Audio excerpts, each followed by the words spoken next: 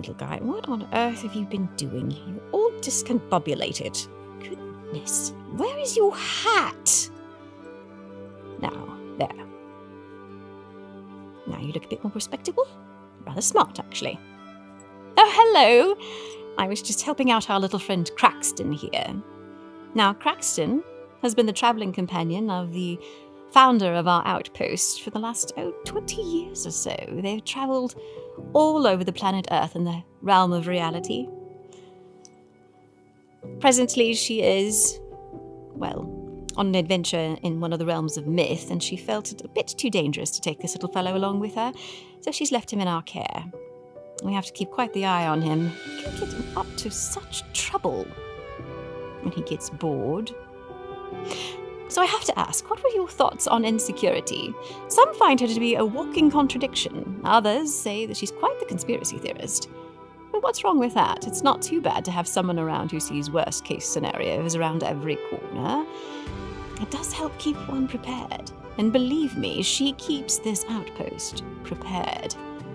I do find it interesting, though, that she did choose to invoke the scripture about not worrying about what one will eat or drink or wear, where they will sleep. Because if you really look back to the beginning, none of that was necessary, was it? I mean, scripture pretty much says, okay, Adom's going along, Adom's hungry, Adam sees fruit, Adom's no longer hungry. A life without having to worry about food, or comfort, or injury. That's certainly not a life I can relate to, and I'm sure you can't either. That's because God provided it all, right? The Ancient of Days made all things good, and everything that was necessary was in the garden in which he placed the Imago Dei. And then the adversary shows up and is like, yes, it's all good, yes, very good. And yes, you are a reflection of the divine, but what if? What if you could be the divine? You know what's interesting about that? What's interesting about the tree? We say good and evil.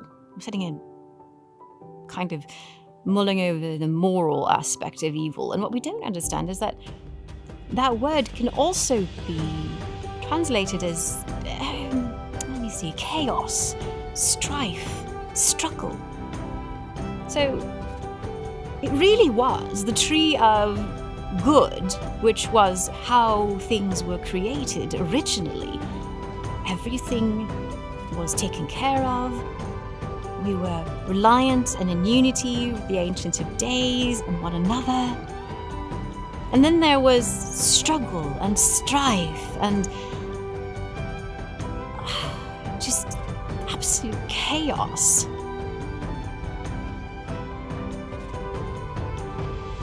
I don't think we made the right choice.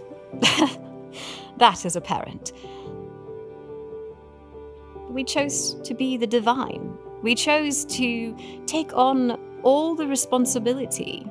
Now we are in charge of our own needs. Whereas all the needs were met, we are now the ones to take care of those needs. We are the ones that have to toil with the earth and so we can eat. We are the ones that have to find shelter. We once did not even need shelter or clothing, but now we need both. And we're responsible for all that because we chose to take that responsibility away from God and carry it ourselves. And it's fascinating to me that as we are reconnecting and healing the unity between the created and the creator, he's like, look, I'm going to take care of all this. I've got things set in place. And yes, there might be times when you're cold and there might be times when you're hungry, but I am here. I am part of the story now. And I will take care of all of that. If you will just sit back and watch. Now, we have to work. Don't get me wrong. That's part of the story. That's part of our choices. And that's honestly part of still being in the limbo between Advents is that work is necessary, but work is good, right?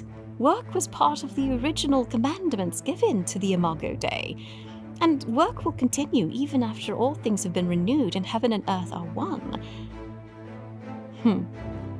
That excites me, actually. Entire eternity to create, to explore, to do new things. But more than anything, to do it in the presence of love itself.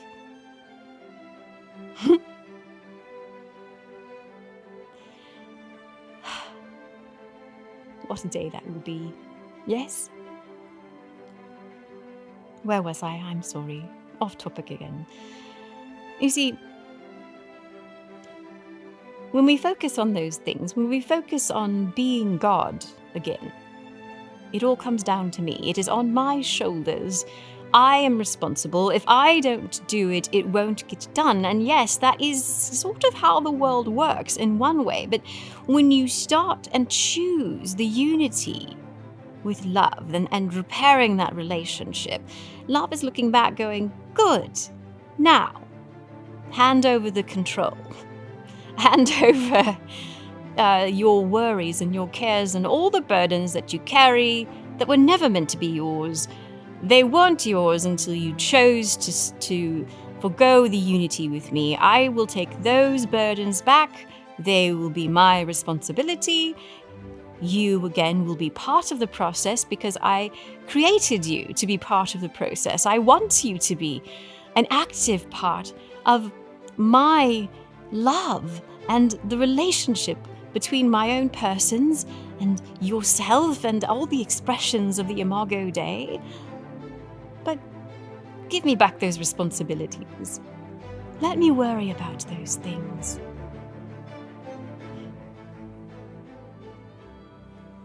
So here's to lighting the candle of hope that says we are not in charge anymore. We can lay down the burden that we were never meant to carry because of what Jesus did. And we can embrace the beauty of work for what it is. The completement of the commandment to fill the earth, to subdue the earth and fill it, not only with progeny, but also with culture and civilization. Fill it with creativity and imagination. Shape it into something beautiful and fantastic, without carrying the burdens we were never meant to carry in the first place.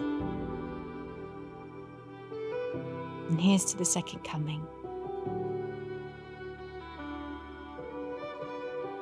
When all things are made new and heaven and earth are one, and we are actively creating for eternity with our Creator. What a beautiful, beautiful act of worship to look forward to.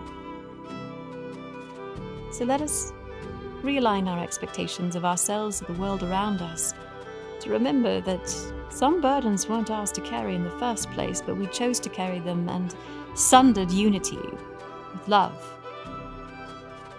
And love is saying, give them back to me. Let me carry those for you. Now, my yoke is easy. My burden is light. Carry this. Here's to the light. Not just in darkness, but the light of the burden of what we were always meant to carry.